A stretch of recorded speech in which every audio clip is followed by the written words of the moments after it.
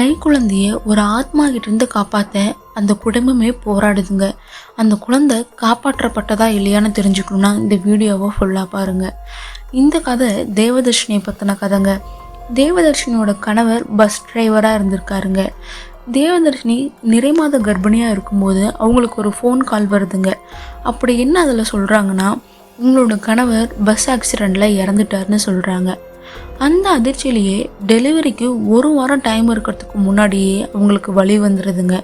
சரியாக அவங்க கணவர் இறந்த கொஞ்ச நேரத்திலேயே அந்த குழந்தையுமே பிறந்துடுதுங்க. குழந்தை பிறந்து ஒரு வாரம் அவங்க ஹாஸ்பிட்டலில் தாங்க இருந்தாங்க. அது வரைக்கும் நல்லா தாங்க இருந்தாங்க.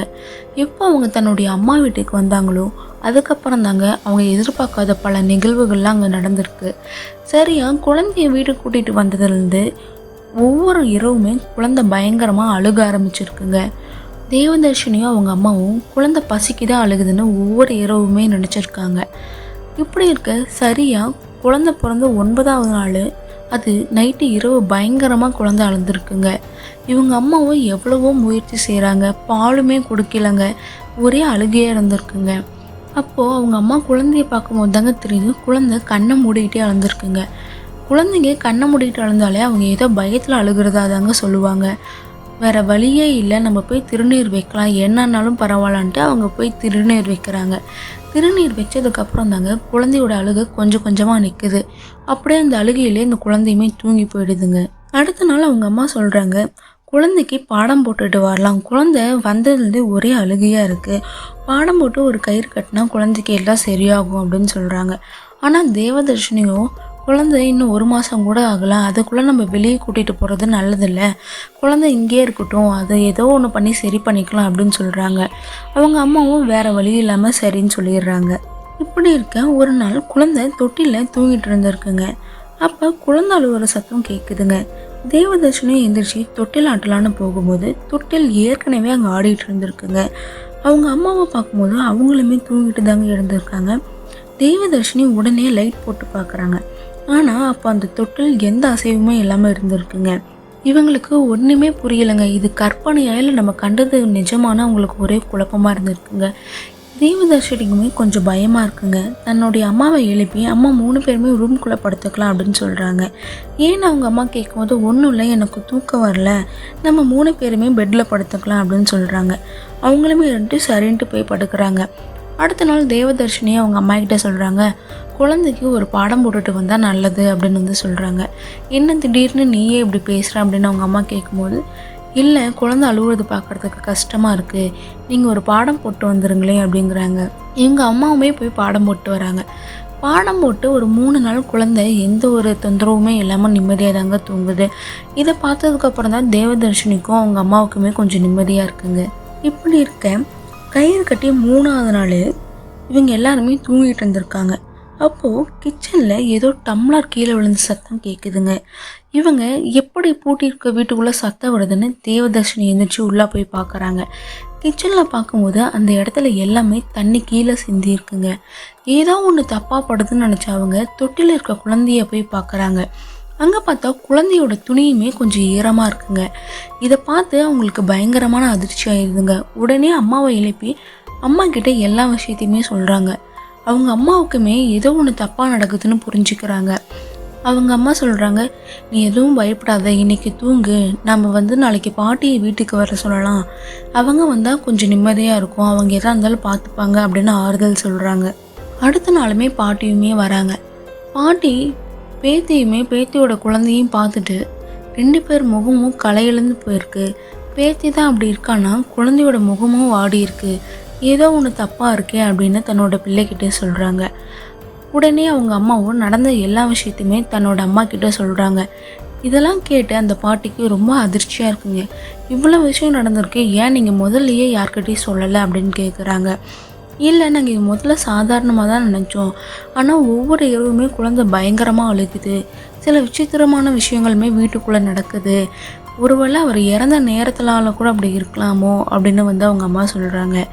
சரி, நீங்கள் எதுக்கும் பயப்படாதீங்க, இன்றைக்கி நம்ம எல்லாருமே சாமி ரூமுக்கு முன்னாடியே தூங்கலாம், எதாக இருந்தாலுமே நம்ம காலையில் பேசிக்கலாம் அப்படின்னு சொல்கிறாங்க. எல்லாருமே சாமி ரூமுக்கிட்ட தாங்க தூங்கிட்டு இருக்காங்க. அந்த சமயம் யாரோ வீட்டுக்குள்ளே நடக்கிற மாதிரி தேவதர்ஷினிக்கு கேட்டிருக்குங்க. தேவதர்ஷினியுமே எந்திரிச்சு எல்லா இடத்தையுமே பார்க்குறாங்க. ஆனால் யாருமே அங்கே நடமாடுற மாதிரி இல்லைங்க. அந்த சமயம் அவங்களுக்கு எதிரில் இருக்க சுவரை பார்க்கும்போது அங்கே ஒரு நிழல் தெரியுதுங்க. அந்த நிழலை பார்த்து இவங்க ரொம்பவுமே பயந்துடுறாங்க. அந்த நிழல் சரியாக அந்த குழந்தையவே பார்த்துட்ருக்குங்க. இவங்க பயத்தில் பாட்டியும் அம்மாவுமே எழுப்பி இந்த விஷயத்த சொல்கிறாங்க. அவங்க 2 பேருமே பார்க்கும்போது அங்கே எந்த ஒரு நிழலுமே தெரியலைங்க. நீ ஒன்றும் பயப்படாத, ஒரு எலுமிச்சப்பழம் தர, அது உன்னோட தலைக்கு அடியில் நீ வச்சுட்டு தூங்கு அப்படின்னு சொல்கிறாங்க. இவங்க 2 பேருமே நடக்கிறது எதுவுமே சரியா இல்லை, நம்ம குழந்தைக்கு ஏதோ ஆச்சுன்னா என்ன பண்ணுறதுன்னு 2 பேருமே புலம்பிட்டு தூங்குறாங்க. இவங்க 2 பேருமே என்ன தூங்கினாலுமே பாட்டிக்கு மட்டும் தூக்கமே வரலைங்க. எந்த இடத்துல நிழல் தெரியுதுன்னு தேவதர்ஷினி சொன்னாங்களோ அதே இடத்துல தாங்க அந்த பாட்டியுமே பார்த்துட்டு இருக்காங்க. சரி, அவங்க கொஞ்ச நேரம் பார்த்துட்டு இருக்கும்போது அந்த இடத்துல ஒரு கரும்புகையாட்டம் ஏதோ ஒன்று தெரியுதுங்க. அவங்க பாட்டி உத்து பார்க்கும்போது அங்கே ஏதோ ஒரு வினோதமான உருவம் தெரிகிற மாதிரி தெரியுதுங்க. பயத்தில் எங்கேயுமே நகராமல் அந்த உருவத்தையே பார்க்குறாங்க. அந்த கரும்புகை சரியாக அந்த குழந்தையே தாங்க பார்க்குற மாதிரி இருக்குது. அதே நேரம் அந்த குழந்தையுமே பயங்கரமாக வீச்சுன்னு அழுவுதுங்க. குழந்தையோட அழுகையை கேட்டு 2 பேருமே முழிச்சு பார்க்குறாங்க. குழந்தையை சமாதானப்படுத்த முயற்சிக்கும் போது தான் பாட்டியுமே பார்க்குறாங்க. ஆனால் பாட்டி எங்கேயுமே பார்க்காம அந்த சுவரையே பார்த்துட்ருக்காங்க. பாட்டியோட கண்ணில் தெரிகிற முயற்சியும் அவங்களோட முக பாவனையும் தேவதர்ஷினிக்கு ஏதோ ஒன்று அவங்க பார்த்துருக்காங்கன்னு தெரியுதுங்க. உடனே தேவதர்ஷினி அவங்க பாட்டியை தொடுறாங்க. 2 டீமே கூப்பிட்டு அவங்களுக்கு எந்த அசைவுமே இல்லைங்க. கொஞ்ச நேரம் கழிச்சதுக்கப்புறம் தான் அவங்களே பழைய நிலைமைக்கு வராங்க. தேவதர்ஷினியுமே உங்களுக்கு என்னாச்சு, எத்தனை டைம் நமக்கு கூப்பிடுறோம், நீங்கள் நான் பார்த்த உருவத்தை நீங்களும் பார்த்தீங்களா அப்படின்னு வந்து தேவதர்ஷினி கேட்குறாங்க. நான் அப்படி ஒன்றுமே பார்க்கல, நான் ஏதோ ஒரு பிரம்ம பிடிச்ச மாதிரி நான் அப்படின்னு நின்றுட்டேன், நீங்கள் ஒன்றும் பயப்படாதீங்க தூங்குங்க அப்படின்னு வந்து சொல்கிறாங்க.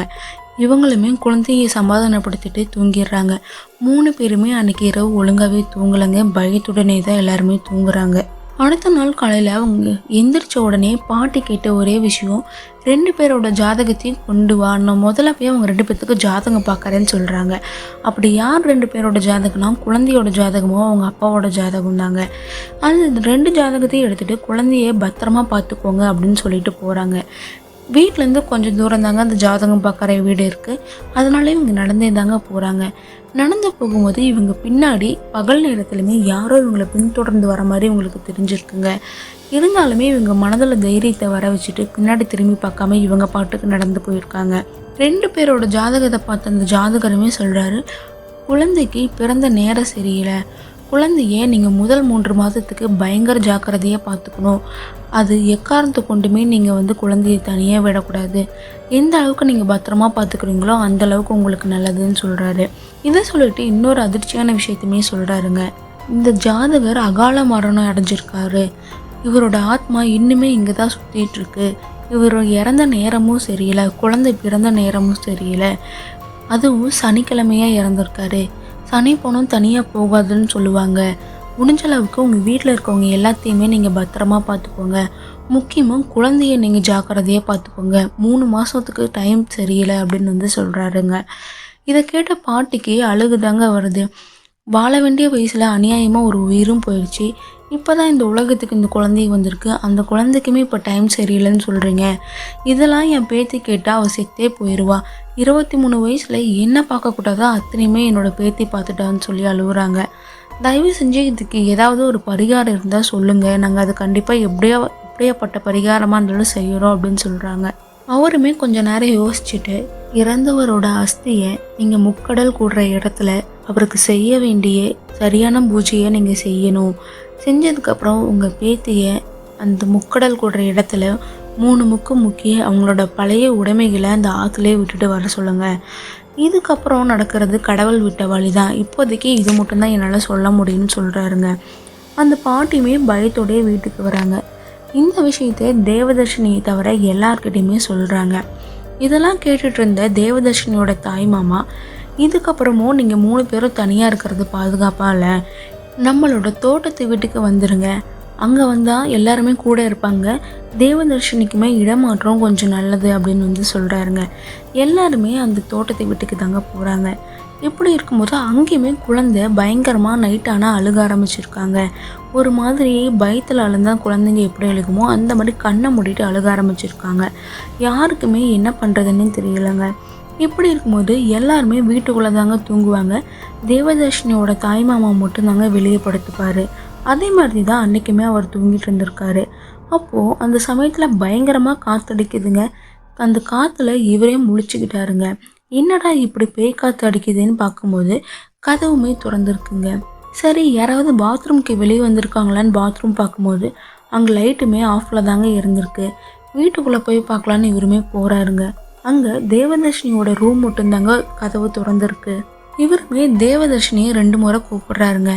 எந்த பதிலுமே இல்லாதனால இவர் உள்ளே போய் பார்க்குறாருங்க. அந்த சமயம் தொட்டில் தானாக ஆடிட்டு இருந்திருக்குங்க. இவர் வந்த உடனே அந்த தொட்டில் ஆடுறதுமே நின்றுதுங்க. தொட்டில் தானாடுறத பார்த்து அவருக்கு பயங்கரமான பயம் வந்துடுதுங்க. எதுவுமே பேசாமல் இவர் பாட்டுக்கு வெளியே வராருங்க. வெளியே வந்து தூக்கமே இல்லாமல் தாங்க உட்காந்துட்ருக்காரு. அந்த சமயம் சரியாக குழந்தையுமே பயங்கரமாக கத்தி அழுவுதுங்க. தாய்ப்பால் கொடுத்துமே தாய்ப்பால் பத்தாதனால குழந்தை பசிக்கு அழுக ஆரம்பிச்சிடுதுங்க.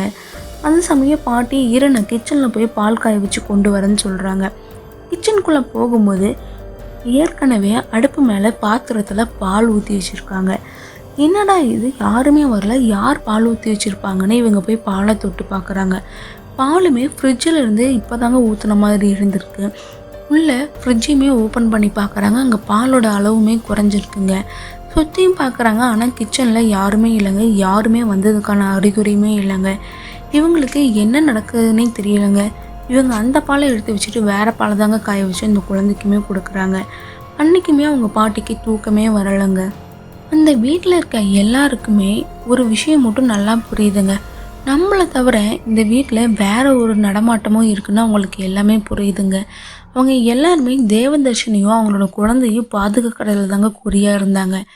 இப்படி இருக்கும்போது தேவதர்ஷினியோட கணவருக்கு 30 கும்பிடுற நாளுமே வருதுங்க. 30 கும்பிடுறதுக்காக எல்லாருமே தேவதர்ஷினியோட கணவர் வீட்டுக்கு தாங்க போகிறாங்க. தேவதர்ஷினி தன்னோட கணவர் வீட்டுக்கு போனதுக்கப்புறமே ரொம்பவும் சோகமாக மாறிடுறாங்க. இதை எல்லாருமே பார்க்குறாங்க. தேவதர்ஷினி தன்னோட அம்மா கிட்ட, நான் எங்களோட அறையில் கொஞ்ச நேரம் இருந்துட்டு வரேன் அப்படின்னு சொல்கிறாங்க. நீ எதுவும் மனசு போட்டு குழப்பிக்காத, உனக்குன்னு ஒரு குழந்தை இருக்குது, தேவையில்லாதமாக யோசிக்காமல் கொஞ்ச நேரம் உள்ளே இருந்துட்டு வந்துடு அப்படின்னு சொல்கிறாங்க. தன்னுடைய அறைக்குள்ளே போனதுக்கப்புறம் தேவதர்ஷினி தன்னோட கணவரோட ஃபோட்டோவை கையில் வச்சுருக்காங்க. அதை பார்த்துட்டு அவங்க பயங்கரமாக அழுகுறாங்க. நான் என்ன பாவம் செஞ்சேன், எதுக்காக என்னை விட்டுட்டு போனீங்க, இப்போது இங்கே நடக்கிற எல்லா விஷயத்துக்கும் நீங்கள் தான் காரணம்னு எனக்கு தோணுது, எதுக்காக தன்னோட குழந்தையவே நீங்கள் பயமுறுத்துறீங்க, நாங்கள் 2 பேருமே உங்கள் கூட வரணும்னு நீங்கள் நினைக்கிறீங்களா அப்படின்னு சொல்லி ரொம்ப தேம்பி அழுகுறாங்க. குழந்தைப்படுற கஷ்டத்தை என்னால் பார்க்க முடியல, நீங்கள் இறந்த துக்கம் கூட என்னை விட்டு இன்னும் போகலை, அந்த சமயத்தில் என்னோடய குழந்தையுமே இப்படி கஷ்டப்படுதுன்னு சொல்லி அவங்க ரொம்ப அழுகுறாங்க. அப்போது அந்த இடத்துல ஒரு குரல் மட்டும் கேட்குதுங்க, நம்ம குழந்தையே நான் கொல்லுவேனா, இதை மட்டும்தாங்க அந்த காதில் வந்து விழுகுது.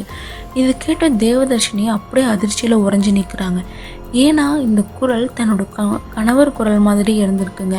சுற்றி முற்றி பார்க்குறாங்க. அவங்க தன்னோட கணவரை கூப்பிடுறாங்க, ஆனால் எந்த பதிலுமே வரலங்க. இந்த ஒரே வார்த்தையை மட்டும்தாங்க அவங்க காதில் ஒழிச்சிக்கிட்டே இருக்குது. அந்த சமயம் தேவதர்ஷினியோட பாட்டியுமே வந்து வா சாமி கும்பிடலான்னு கூப்பிடுறாங்க. இவங்களுமே அந்த கண்ணெல்லாம் துடைச்சிக்கிட்டு சாமி கும்பிட போகிறாங்க. அப்போது அந்த ஃபோட்டோவில் இருக்க தன்னோட கணவர் இவங்களையே பார்த்துட்டு இருக்க மாதிரி தோணுதுங்க. தன்னுடைய கணவர் தன் குழந்தைய வந்து தொந்தரவு செய்யலைன்னா, அப்போது தொந்தரவு செய்கிறது நம்ம ஆள் நடமாட்டம் இருக்கிறத பார்க்குறதுல யார், ஆள் நடமாட்டம் இருக்கிறது தன்னோட கணவராக இருந்தாலுமே குழந்தையை தொந்தரவு செய்கிறது யாருன்னா அவங்களுக்கு ஒரு கேள்வி வருதுங்க.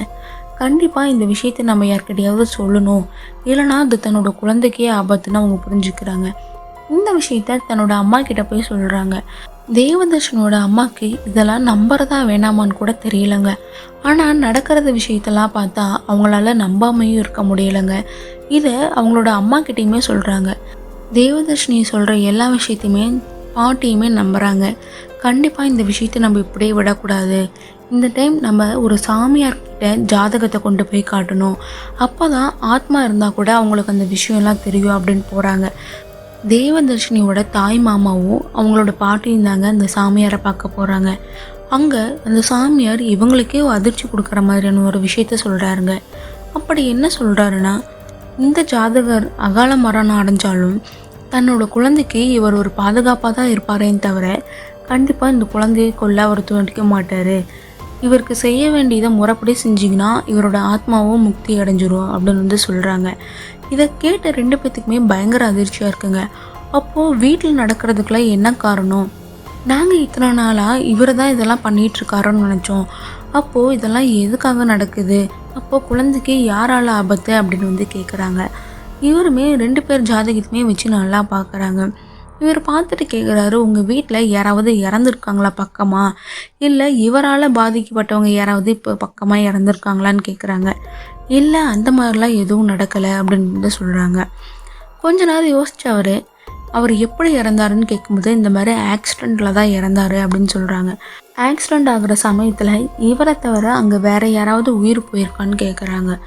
ஆமாம், ஒரே ஒரு பொண்ணோட உயிர் மட்டும் போயிருக்கு அப்படின்னு சொல்கிறாங்க அந்த தேவதர்ஷனோட தாய்மாமா. எப்படின்னு கேட்கும்போது, இவர் பஸ் ஓட்டிகிட்டு போகும்போது ராங் ரூட்டில் வந்த பெண் ஸ்கூட்டியில் சக்கரத்தில் மாட்டிக்கிட்டாங்க. இவருமே நிலை தடுமாறி போய் மரத்தில் விட்டுட்டாரு. அதனால் 2 பேரோட உயிருமே அங்கேயே போயிடுச்சு அப்படின்னு சொல்கிறாங்க. இதில் யார் மேலே தப்பு இருக்குன்னு எல்லாரும் சொல்கிறாங்கன்னு கேட்கும்போது, எல்லாமே அந்த பெண் மேலே தப்பு இருக்க மாதிரி தான் சொல்லியிருக்காங்க. நியூஸ்லையுமே கூட அப்படி தான் வந்திருக்கு அப்படின்னு தேவதர்ஷனோட தாய்மாமா சொல்கிறாங்க. இதெல்லாம் கேட்டுக்கொண்டிருந்த சாமியாருமே ஒரு விஷயத்த சொல்கிறாரு. ஒருவேளை அந்த ஆத்மா கூட தன்னோட உயிருக்கு நியாயம் வேணும்னு கூட இந்த குழந்தைய கொல்றதுக்கு துடிக்கலாம் அப்படின்னு கேட்குறாங்க. இது எந்த விதத்தில் நியாயம்னு அந்த பாட்டியும் கேட்குறாங்க. தன்னோட இறப்புக்கு அந்த பஸ் டிரைவர் காரணமாக கூட அந்த ஆத்மா நினச்சிருக்கலாம். அதனால் அந்த ஆத்மாவோட வாரிசான இந்த குழந்தைய கொல்றதுக்கு அதை துடிக்கலாம். இது என்னோட கருத்து மட்டுமே தவிர உறுதியாக அந்த ஆத்மா தான் என்னால் சொல்ல முடியாது. நீங்கள் வேணால் ஒரு வழி பண்ணுங்கள். அந்த இறந்த பெண்ணோட அட்ரஸை தேடி அந்த பெண்ணுக்கு செய்ய வேண்டியதெல்லாம் முறைப்படி செஞ்சு அந்த பெண்ணோட ஆத்மாவை முக்தி அடைய செய்ய சொல்லுங்கள். அப்படி செஞ்சதுக்கப்புறமும் இந்த குழந்தைக்கு ஏதாவது விசித்திரமாக நடந்துச்சுன்னா அதுக்கு அந்த ஆத்மா காரணம் இல்லை. ஆனால் முடிஞ்ச அளவுக்கு நீங்கள் எவ்வளோ சீக்கிரமாக பண்ண முடியுமோ அந்த மாதிரி பண்ணுங்கள். 3 மாதம் வரைக்குமே குழந்தைக்கு டைம் சரியில்லை. 1 மாதம் முடிஞ்சிருச்சு, இன்னும் 2 மாதம் இருக்குது. நேரம் நெருங்க தான் குழந்தைக்கு ஆபத்துமே அதிகமாக வரும். முடிஞ்ச அளவுக்கு எவ்வளோ சீக்கிரமாக முடியுதோ அவ்வளோ சீக்கிரமாக பண்ணுங்க அப்படிங்கிறாங்க. இவங்களுமே வீட்டில் எல்லாருக்கிட்டையுமே இந்த விஷயத்த சொல்கிறாங்க. வீட்டில் இருக்க இவங்களுமே அந்த பெண்ணோட அட்ரஸ் தேடி கண்டுபிடிச்சி அவங்க வீட்டுக்கு போகிறாங்க. நடந்த எல்லா விஷயத்தையுமே அவங்களோட அப்பா அம்மா கிட்டே சொல்கிறாங்க. இவங்க அப்பா அம்மாவுக்கு இதை கேட்டு அதிர்ச்சியாக தாங்க இருக்குது. அவங்களுமே நாங்களும் தான் ஜாதகம் பார்த்தோம், பெண் இறந்த நேரம் சரியில்லைன்னு தான் சொன்னாங்க. முக்தி அடைகிறதுக்கு பூஜை செய்யணும்னு சொன்னாங்க. நாளைக்கு தான் நாங்கள் அந்த பூஜைக்கான எல்லா ஏற்பாடுமே பண்ணியிருக்கோம் அப்படின்னு சொல்கிறாங்க. இதை கேட்ட உடனே தயவு செஞ்சு அதை சீக்கிரமாக பண்ணுங்கள். நீங்கள் எவ்வளோ லேட்டாக பண்ணுறீங்களோ அந்தளவுக்கு என்னோடய குழந்தைக்கு ஆபத்து அப்படின்னு சொல்கிறாங்க. அந்த பெண்ணுக்கு செய்ய வேண்டியதெல்லாம் முறைப்படி செய்கிற வரைக்குமே அவங்க பாட்டியும் தாய்மாமாவும் அங்கே தாங்க இருக்காங்க. என்னதான் அவங்க எல்லாம் முறைப்படி செஞ்சிருந்தாலுமே இவங்க வீட்டுக்குள்ளே இருக்க எல்லாருக்குமே ஒரு சிறு பயங்க. மறுபடியும் ஏதாவது தொந்தரவு வந்துடுமா, குழந்தைக்கு ஏதாவது ஆபத்து வருமானு எல்லாருமே யோசிச்சுட்ருக்காங்க. அந்த சமயம் குழந்தை திடீர்னு சிரிக்குதுங்க. இதை பார்த்தா எல்லாருக்குமே ஆச்சரியமாக இருக்குங்க. ஏன்னா கிட்டத்தட்ட 1 மாதம் குழந்தையோட முகத்தில் சிரிப்புங்கிறதே ஒன்று இல்லாமல் இருந்திருக்குங்க. எப்போ பாரு குழந்தை அழுதுகிட்டே தாங்க இருக்கும். அந்த சமயம் குழந்தை சிரிக்கிறத பார்த்த எல்லாருக்குமே ஆச்சரியமாக இருந்திருக்குங்க. எல்லாருமே குழந்தைகிட்ட போகிறாங்க. குழந்தை யாரோ விளையாட்டு காட்டினா எப்படி இருக்குமோ அந்த மாதிரி ஒரு இடத்த பார்த்து சிரிச்சிட்ருக்குங்க. தேவதர்ஷினிக்கு புரிஞ்சிருச்சிங்க அது தன்னோட கணவர் தான் அப்படின்னு. குழந்தை சிரித்ததுக்கு அப்புறம் தாங்க எல்லாருக்குமே நிம்மதியாக வருது. கிட்டத்தட்ட இந்த 2 மாதம் வரைக்குமே குழந்தைய பத்திரமா பார்த்துக்கிட்டாங்க. அந்த பெண்ணுக்கு முக்தி கொடுத்ததுக்கப்புறம் என்ன ஒரு அசம்பாவிதமோ இவங்க வீட்டில் நடக்கலைங்க. சரியாக 3 மாதம் கழிச்சு இவரோட ஜாதகத்தையும் பார்க்கும்போது இவரோட ஆத்மா சாந்தி அடைஞ்சிருச்சுன்னு சொன்னாங்க. அதுக்கப்புறம் தாங்க அந்த குழந்தையே நிம்மதியாக வாழ ஆரம்பிச்சது. இந்த கதை உங்களுக்கு பிடிச்சிருந்துச்சின்னா லைக் பண்ணுங்கள், நம்ம சேனலை சப்ஸ்கிரைப் பண்ணிக்கோங்க. ஏதாவது குறைகள் இருந்தால் கமெண்ட் செக்ஷனில் சொல்லுங்கள். நன்றி, வணக்கம்.